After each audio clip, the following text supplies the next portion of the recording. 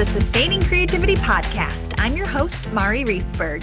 Over the past several years, I've combined my degrees in acting and somatic psychology to share my sustaining creativity techniques with performers. And now I've decided to share it with a bigger audience that includes you. I believe we are all creative, and this podcast is all about that. I'll be interviewing people from all backgrounds, ages, and creativity experiences to share just how creative we all are. Today, I'll be chatting with Dr. Michael Barnes. He is a master addiction counselor, licensed professional counselor, and diplomat in the American Academy of Experts in Traumatic Stress. He serves as the Chief Clinical Officer at the Foundry Treatment Center in Steamboat Springs, Colorado. Dr. Barnes has developed trauma-integrated clinical models for the treatment of individuals with co-occurring addiction and trauma, and he speaks nationally on families, trauma, and addiction. Please enjoy Dr. Mike Barnes.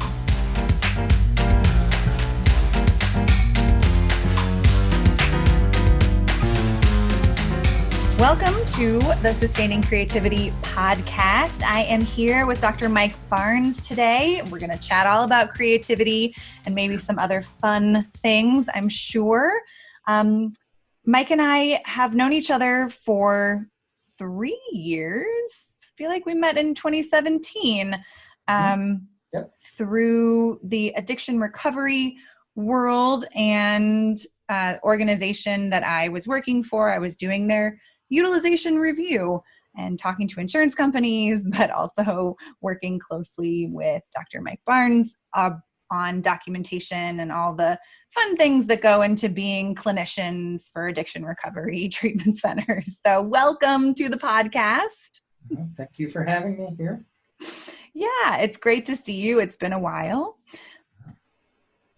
And why don't you share a little bit about who you are and what you do, so everyone listening has a better sense of where you're coming from.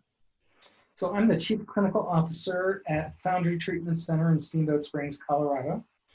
And I've been there for 3 years. And prior to that, I was at CEDAR, which is the Center for Dependency, Addiction, and Rehabilitation at the University of Colorado Hospital. I was there for four years. And then prior to that, I was a professor at CU in Denver in the master's program in counseling, and was a clinical faculty. So I had the fun job of sitting behind the mirror and watching students do their first sessions. And oh, wow. Really like the ability to take learned material, like talk about creativity and allowing them to kind of build and find who they are as a therapist. So it was awesome. I really enjoyed that. And so I've been in the field of addiction treatment kind of on and off for 35 years. And I really see myself more, my PhD is actually in marriage and family therapy. So I really see myself as more of a family traumatologist and really looking at families, trauma, and addiction these days. So, nice. Yeah. That's wonderful. And I didn't realize you were on the clinical faculty at CU Denver. I imagine you have lots of stories and interesting adventures that happened while you were there. I was a full-time professor for about 10 years at a variety of schools, starting in Florida. And I went to Florida State University. So, and lived in Sarasota, Bradenton area for many years. And so, really interesting kind of career, doing all kinds of weird stuff. So you're the perfect person to chat about creativity. Well, it's funny, I've never said that. I think it's really interesting. So. Yeah. So when you think about creativity, what does creativity mean to you? You know, I've been thinking about this question, and the best answer I have is that it is unlimited, unencumbered thought. The feeling that comes with that, it's very courageous.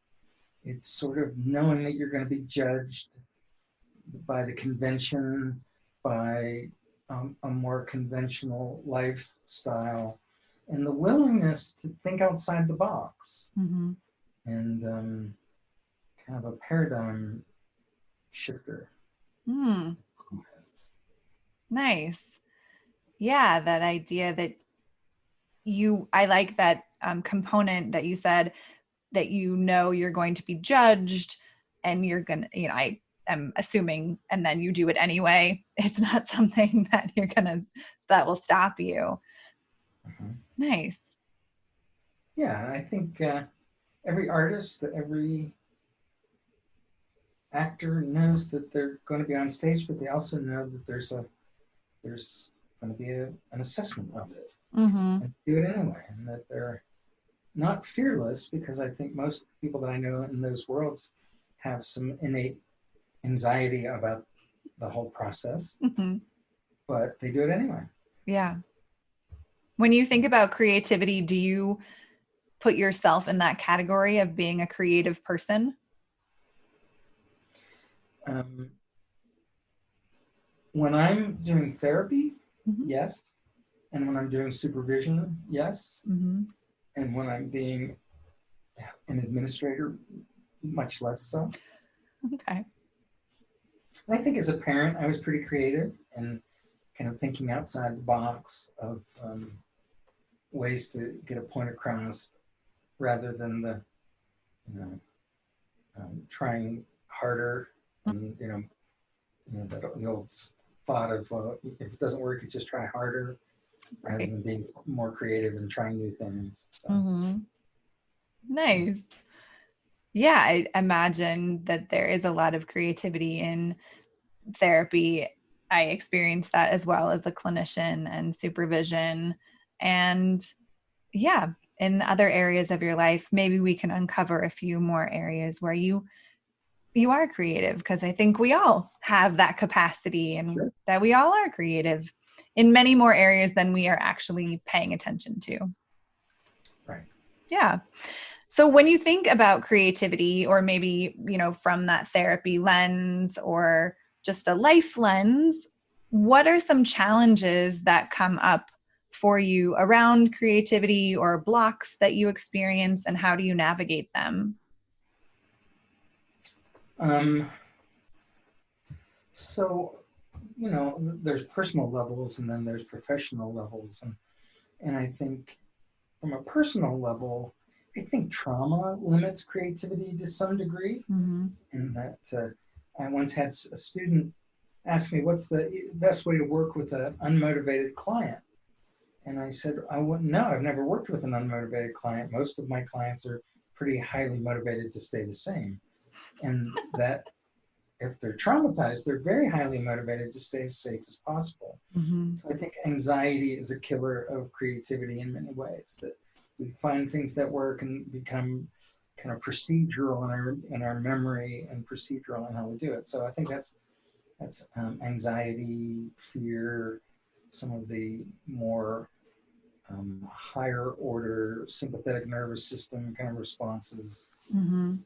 And I'll be very honest with you. I think in the treatment world, and in education, and I think it's one of the reasons I left education, was that we're kind of in this evidence-based society Mm. that values kind of objective reality and doing it right and being the best. And so we give everyone tests for everything. And it's funny, you said we were kind of working with insurance companies. I think insurance companies are the greatest killers of creativity in the healthcare profession. Mm-hmm. You look at hospitals with DRGs and things where you know how much you're going to get paid for this, so you know the procedure that you can do, and I recognize the value of evidence based, Mm-hmm. but I think particularly in the addiction world and in the mental health world, the training that I got as a therapist back in the Freud was still around when I was in my master's program, was very creative and gestalt and Mm-hmm. experiential, and it was really about growth and helping people find themselves and to overcome some of the limitations. And anymore, what evidence-based practice are you doing? Well, we don't see any of that stuff that, that other frivolous stuff that you do that's really very creative as being very valuable. And the medical model is very much, more and more about medicine and kind of the neuroscience of therapy. So I think those are the things that, as we've become more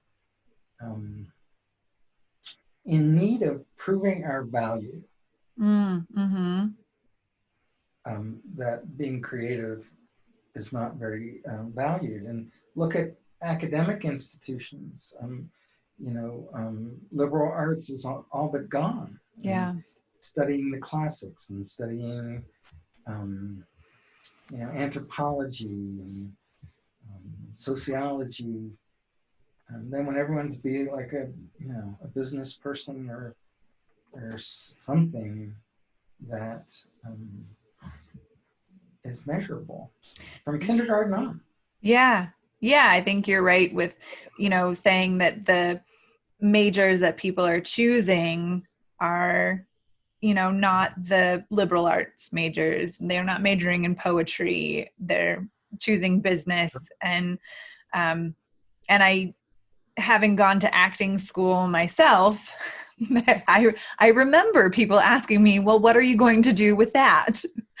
And so I think you're right. There's that societal pressure to have to do something profound or important or make a lot of money from going to school. And then I think about the trades that are also kind of being left behind and how creative you have to be in those situations, those real life experience situations for trade school. Things like student loans. Yeah. Where if you do study things that are highly creative, then you have to go do work in a field that's outside of that in order to pay student loans off. Or you work so many different jobs that you're so exhausted that creativity is the last thing that you have the energy for. So. Right. So with these, challenges to creativity or blocks to creativity, how do you navigate them, or how do you support others to navigate them? Well, I think in our business world, the focus on compassion fatigue and self-care. At the Foundry, we give all of our employees like memberships to the Hot Springs, which is a very nice wellness center. It's a nice perk. As well as to yoga studios and other things. And I really think that if you talk to our staff, the first thing that they will tell you is we've created an environment where it's really okay to make mistakes. So we can be creative. And, my 35 years and our clinical director has not far behind me in terms of experience. We've tried to create an environment that is collaborative and not as hierarchical as and not as non-threatening. So to keep that prefrontal cortex kind of online and available for creativity. And I think that's a big piece of it. And I would think the same thing with raising kids and all that other stuff. It's the idea of I'm very open about the mistakes I make on a pretty regular basis. So, and I think that creates an environment that says, oh, okay, it's okay for us to do that too. Absolutely. Now, clearly within reason. Sure. But taking ownership, like owning when you do make a mistake, and then how are we going to correct it if we need to correct it or continue to move forward. But I think that's a really different experience for so many people, where they were just blamed for the mistake and no one took ownership of it, or even how to take ownership of a mistake that you've made, or if you've upset someone else. And so I think that's a really valuable component to what you're talking about too. we really value the idea of understand your process, Mm-hmm.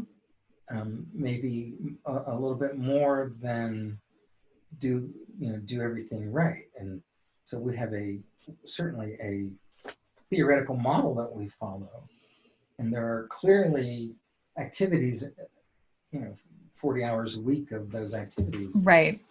But I would never think to tell people how to do the things that they're passionate about. Mm. And so each time we do a staffing, it's like, oh, wow, that's pretty cool.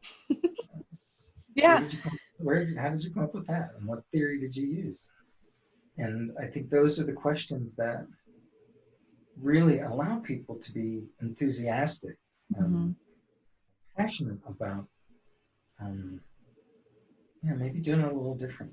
Yeah, it really sounds like you're giving people permission to cultivate passion and try things, try an idea out that has validity or their belief that it could be really supportive and beneficial, and see what Sure. happens.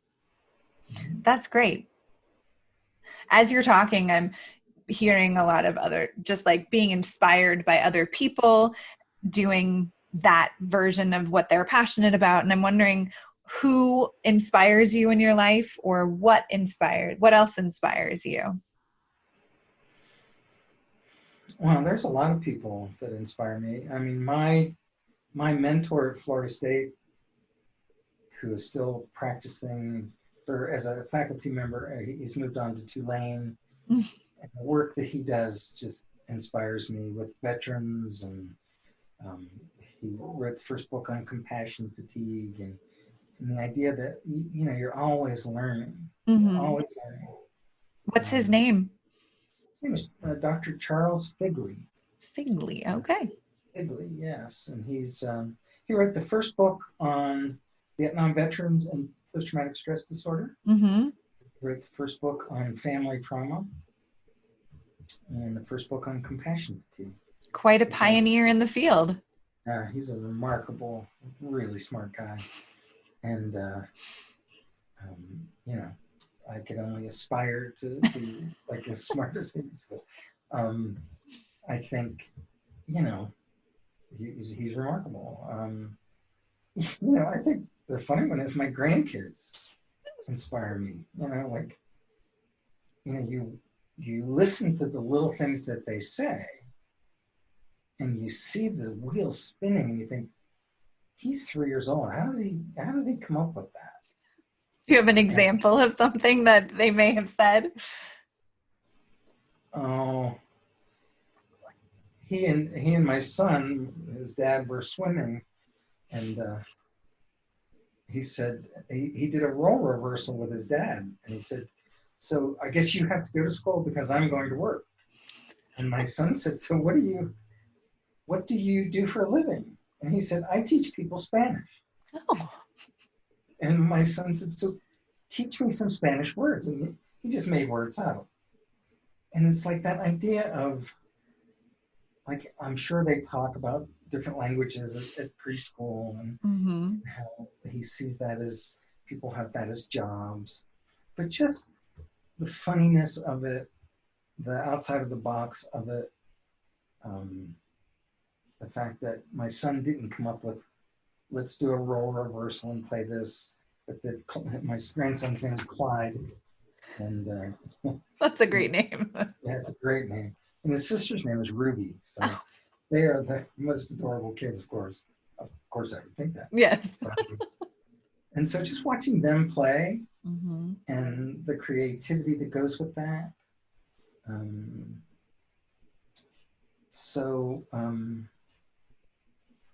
There's a lot of people that I like read and think, wow, that's a remarkable book. Like, What's the last book you read that you felt that way?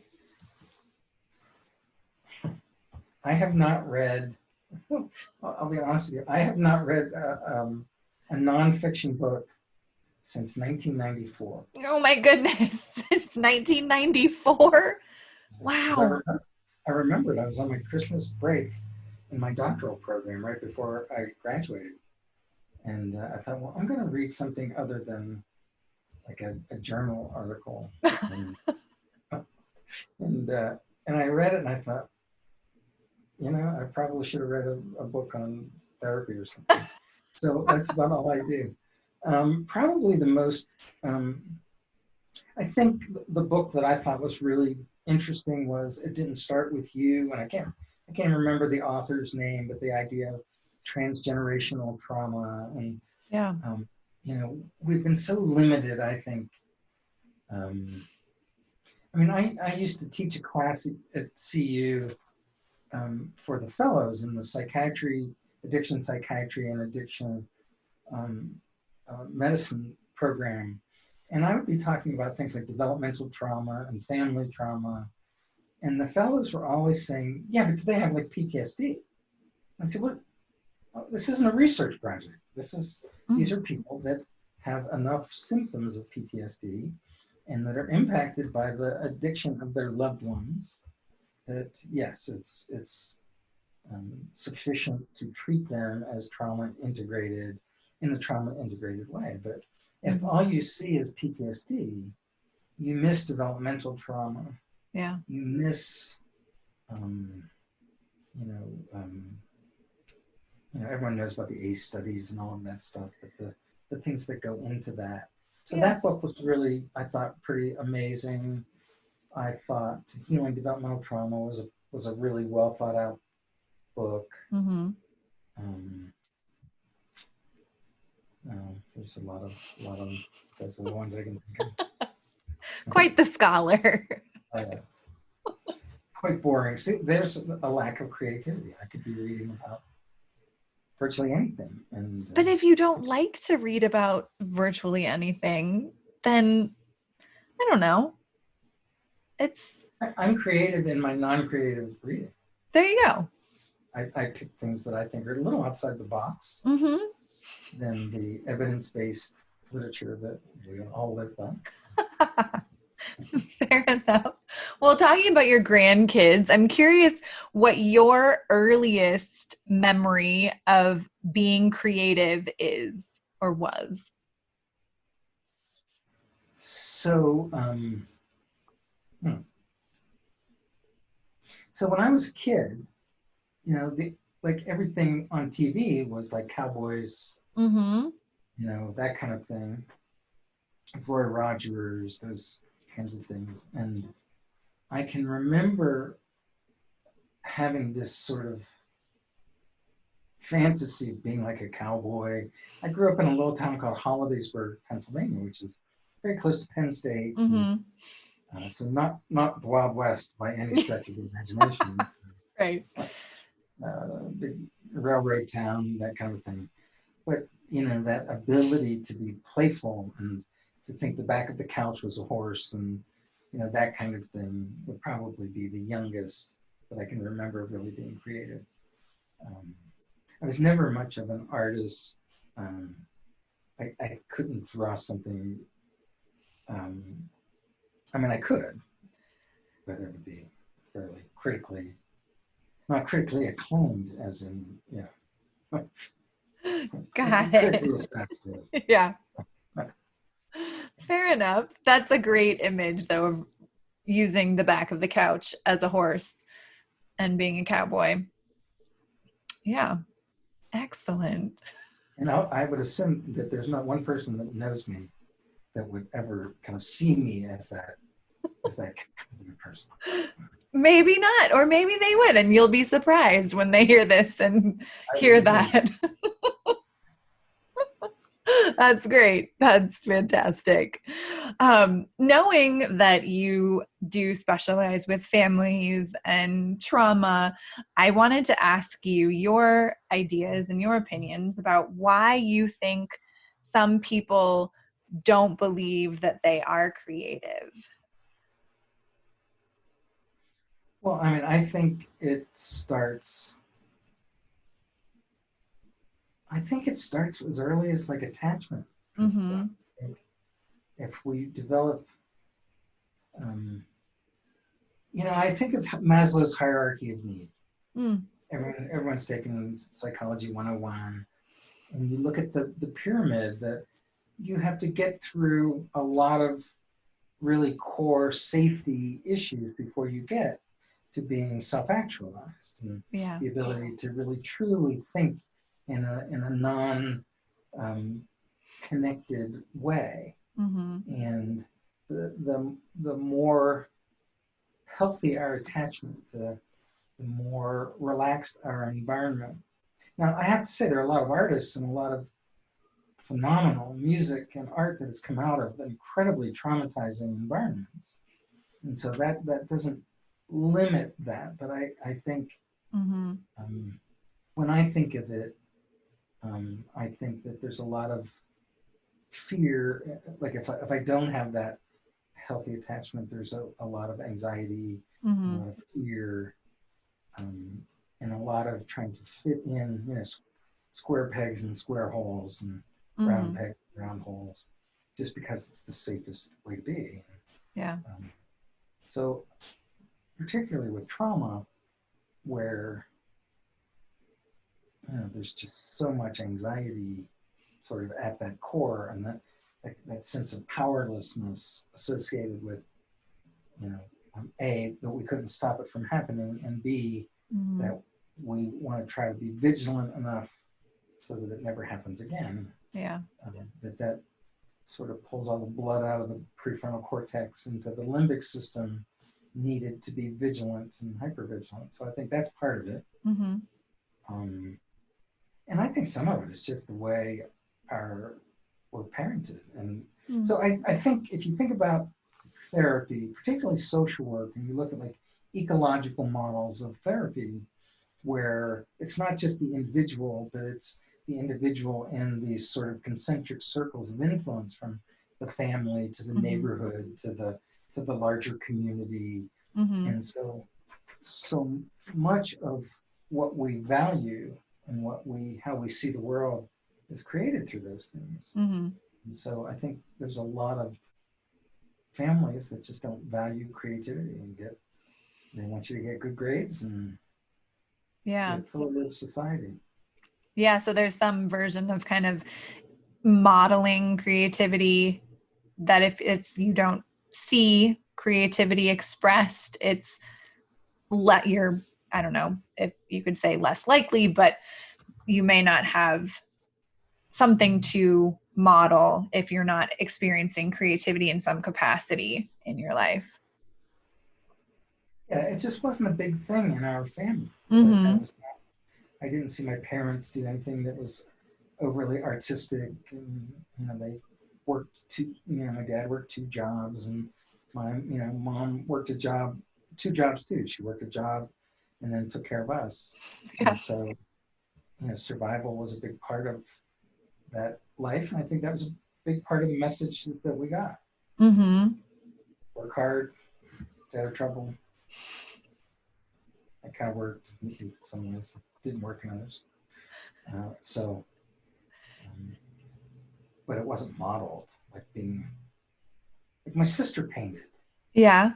I thought was really cool. But you weren't like taking music lessons or doing anything like that. It was all about. My sisters did. Your sisters did? Okay. And I just played sports all the time. Oh, okay. Which was creative in its own way.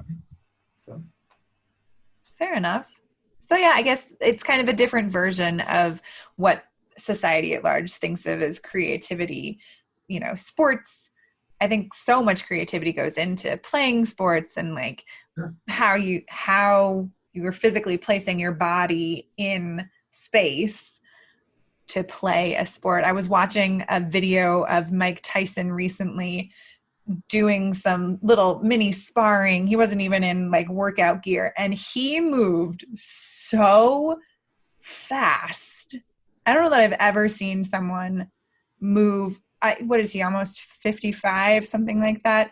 And still is his ability to just maneuver his physical body and use the space around him felt incredibly creative just watching it. And I wonder how much of that is really procedural at this point. Yeah. to where he's done it so much, he's built the neural networks, that it just is almost second nature to the degree that allows him to then be creative and to be phenomenal. Oh, yeah. So give him some freedom. Like once you get the core basic skills down and pretty proceduralized, then you can be, I think the other piece is, I always think of Dan Griffin's work on kind of helping men recover and gender socialization. And I was raised in a pretty man roles driven environment. And creativity was not a big part of it. Yeah. So very gender specific creative outlets, opportunities. Yeah. And I think there's some shift in that for sure. And I think that hopefully that opens the door for a lot more creativity and yeah. And I'm sure you're not alone in that man rules structure of society where, yeah, you couldn't be as creative as maybe you would have been had it been encouraged or invited or allowed. Right. Yeah. That's a really interesting lens to look at creativity through a gender or just through gender or non-binary experience, what that is today. That would be an interesting, Yeah, I agree. I think that, and I see that with the guys coming in, that a lot of guys who came in with these very rigid rules of how men are supposed to be, things like art therapy and some of the more creative kind of experiential things, they get frustrated. And it's like, well, when are we going to learn something? When are we going to actually do something? And it's like, last I looked, you were actually doing something. It was probably a little different than what you're used to doing. But yeah. So I think that requires some creativity on the part of the therapist and on the treatment staff, and being able to help them to understand that. But we do a lot of work in that area. Like we have groups a couple times a week on those issues that I think are really powerful. Yeah, definitely. As a somatic therapist, dance movement therapy, asking people to move their body is definitely, you got to get creative with that. But it's not the typical version of therapy that people or assume therapy is. And so, yeah, it can be challenging to find the cracks to move within to support people to see, oh, there's actually so many more options and so many more choices. And I think that's where a lot of creativity gets to blossom, and like, oh, I have more choices than just this one man rules version of choice. Right. Yeah. Nice. Yeah, people are pretty limited. It's funny. It's like students will say, well, why do clients change?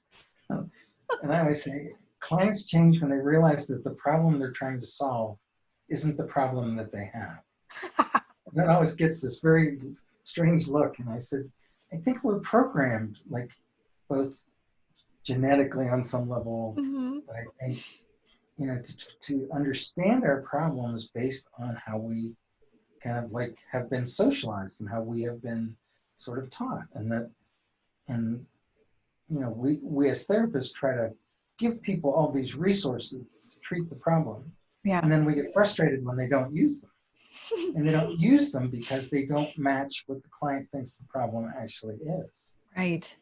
And in addiction, we see that all the time. It's like, well, yeah, but I don't think I have a drinking problem, really.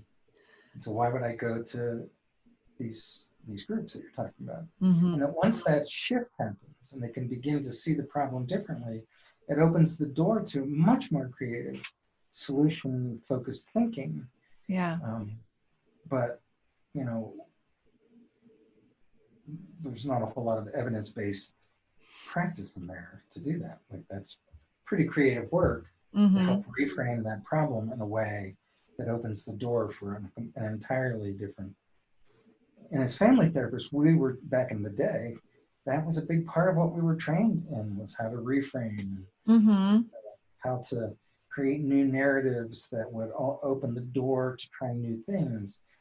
That's not CBT and not very rigid, Yeah. easily measured change. Right. Fascinating stuff to think about, and how I'm even in just talking, thinking creativity really is a opportunity when choice happens. Mm-hmm. Like when people start seeing more choices, the ability to be creative is so expansive and so vast. And I hadn't even really thought about it through that perspective or that lens of putting those pieces together. It's like families will often ask me, what do you think we should do? And I used to tell them, and then they would never do it. And so now I say, if I tell you, will you do it? And it always sends them like spiraling a little bit. Yeah. And the most typical answer is not yes, and it's certainly not no, but it just depends on what you tell us.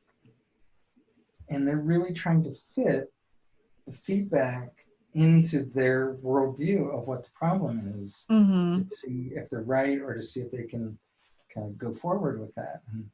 And that's why the question of, if I tell you, will you do it, is really the beginning of a reframing process that they can begin to see the problem a little differently. Yeah. And I think that does open the door for like different resources being really like revolutionary to them. Mm-hmm. Yeah. Yeah. Prior to that would have been like, I'm not doing that. That doesn't fit at all what I see the problems. Right. Because I don't think I have a problem, or I'm here for anxiety. I'm not here for alcohol issues. I think my son has a problem. And oh, right. Yes. if he would just get sober, then we could go back to normal. Right. Exactly. And that's part of that process, that there is very little creativity because they just keep trying the same things. And I don't mean that in any way to be limiting, but yeah. I mean they do what they believe is the right thing to do, mm-hmm. because that's their understanding of it, and they do it over and over and harder. And the difference of what we call a first order change as opposed to a second order change. And so first order is we try the same things, we just have nuances to them that the system doesn't change, just some of the behavior changes. Mm-hmm. And the second order is where the system really begins to change because they understand the problem in a new and unique way. So that opens the door for everyone to sort of behave a little differently. Mm. We may say, well, that was really creative, but the creativity is really in opening the door. Yeah. To that new solution. Right. More options, more choices, new opportunities. Yeah. But I'm hearing bits and pieces of just kind of supporting people to navigate some everyday issues with creativity. Yeah. I mean, I think I never thought of it this way before, but we tend to think of creativity, so I will own this. I tend to think of creativity as artistic, mm-hmm. and if there's certain things that really creative people do, when maybe just from our conversation, creativity is the ability to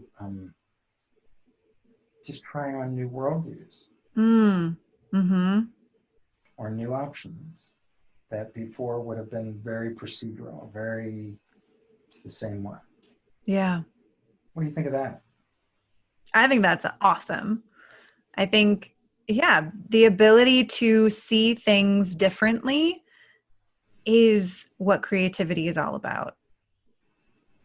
Because if I look at my refrigerator and think, damn, what, I have this and random other food items, what I couldn't possibly put anything together. And then someone else looks in the refrigerator and says, I have this amazing opportunity to create this incredible meal. I have no idea what it's going to be, and it might taste like shit, but I'm going to give it a try and use my creativity in that capacity.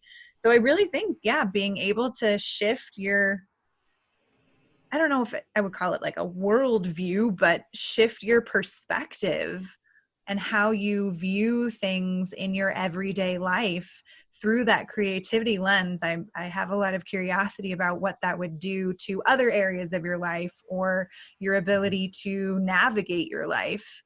And yeah. Yeah, once that door is open, Mm-hmm. from a cognitive standpoint or an emotional standpoint, Yeah. then what happens? Yeah, I don't know. I think for some people it probably would be really overwhelming and terrifying and not really know what to do or how to navigate it, like happens for many people when new ideas or new experiences occur. And for others, I think they would probably really grab it and run and think, my life is finally beginning, or I now have the capacity to do what I've always dreamed of doing, or the ability and or the vision. So I think that it could go either way. And I'm sure there are other ways that I'm not even thinking about that could go. Yeah. I mean, we could run with that. And,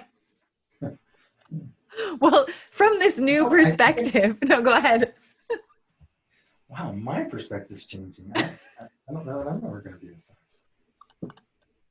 I'm curious, with your new perspective, what's an everyday issue in your own life that you use creativity to solve?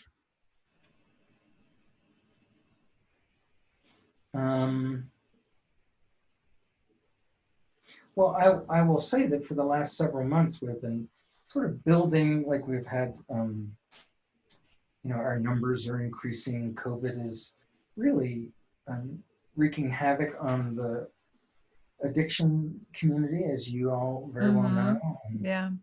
And so we've been really trying to find staff who are, you'd think everyone would love to move to Steamboat Springs, Colorado, and that's not necessarily true. So I think we have gotten really more creative in how we recruit and use Steamboat as a sort of an attractor, but the program is the thing that really is hopefully the hook, because people want to work in a really creative program. So I think that's been a big thing. And then filling, me taking cases that I haven't done in years, and doing different groups and really finding ways to keep the quality of the program as good as it's ever been. Probably in some ways better than it's ever been, while also really trying some new clinical kind of interventions and things. So that's a bit rambling, but the idea of how do we really focus from a quality standpoint and a solution standpoint to try to keep one steady while creating growth in the other. Nice. Yeah.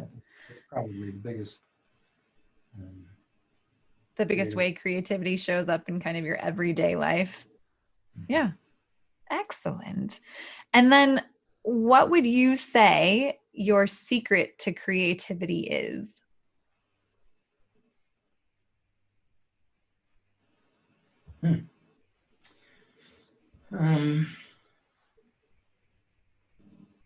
Well, I think it's funny. As a therapist, I've always been pretty courageous. And as a family therapist, you have to be courageous. That's, you got to be able to think on your feet. And I think I get better at that all the time, more as a manager and supervisor. So it's finding ways to do some of the same things that I do in the therapy setting to help people really kind of understand things differently so that they can try new things. Mm-hmm. But I would say that's probably the biggest thing right now. Your secret, being courageous and supporting other people to do that as well, and to also think on your feet and utilize the family therapist in you to support them. Well, it is like a big family therapy Oh, session. yeah. You're working with a therapist. You know, in hindsight, and I think probably the most creative change of my life has been public speaking. Mm. And I used to be terrified of public speaking. Yeah. I wouldn't do it at gunpoint, like on a bed. And I was just really afraid. I just didn't see myself doing that. And at this point, I can get up in front of just about any group and actually have fun Mm-hmm. and be attempt to be a little funny with very serious content. Talking about trauma, Right. careful, but taking some risks, Mm. being being a paradigm shifter. I always think of there was a book by Thomas Kuhn, and I can't think of what it's called. Something like something of scientific. It's certainly not the most interesting book in the world, but I think every doctoral program has it where you're doing the philosophy of science kind of thing. Yeah. And the book is really about how most people believe that growth happens through the scientific process. Mm. And that these researchers do this, and then these researchers build on that, and then these build on that. And that he really challenges that idea. Mm. He said that the vast majority of major changes, advancements, haven't come from within that same process of research, but it's come from someone outside who said, why are you doing it that way? Well, I work in a different area of science, and this is how we would do it. And then it's that thinking outside the box. Yeah. And create that fearlessness, knowing that you're really going to be seen as a heretic by everyone who was in that same cycle of their whole academic careers have been doing research in the same way and in the same areas. Right. And so I have really been trying to be a bit of that heretic and really bringing trauma. Someone asked me the other day, we were talking about how long I've been speaking about trauma, and I said the first lecture I gave at the Winter Symposium in Colorado Springs on trauma and addiction was like 2013. And I think I was the only person at the whole conference talking about trauma. Now everyone is talking about trauma. Right.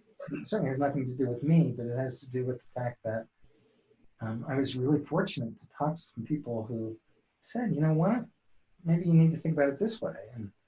And then I started to kind of go with that. And so I think being courageous, and I'm going to be doing that with this new family stuff that I'm building, is going to be a paradigm shift.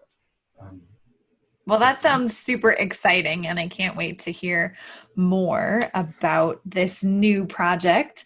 And yeah, I'm super excited. And I just thank you so much for chatting with me this evening about creativity and allowing yourself to have an experience of seeing creativity through a new lens. And if people wanted to get in touch with you or learn more about the things that you're doing, or what are the new things you're up to, where might they do that? So my email address is mike.barnes@foundrysteamboat.com. The Foundry website that will have kind of what I'm doing these days is forgingnewlives.com. Okay, and we'll put this all in the show notes for listeners so they can navigate there. And my personal website is drmikebarnes.com. Great. It has all of my presentations and some other podcasts that I've done. So. Awesome. Well, thank you so much. It's been a delight to chat about creativity and trauma and your cowboy childhood. Inner cowboy. Inner cowboy. There you go. Well, it's been great to catch up with you. I really appreciate you inviting me to be on the podcast. Awesome. Yeah.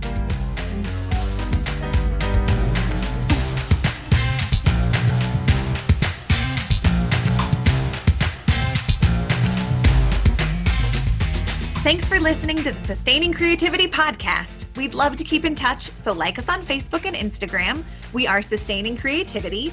Make sure to subscribe to the podcast wherever you listen to podcasts. Tag your friends and your family so they can listen too. We love to hear from you, so leave your comments, reviews, and questions. Tune in Tuesdays for a new episode. And remember, with creativity, anything's possible.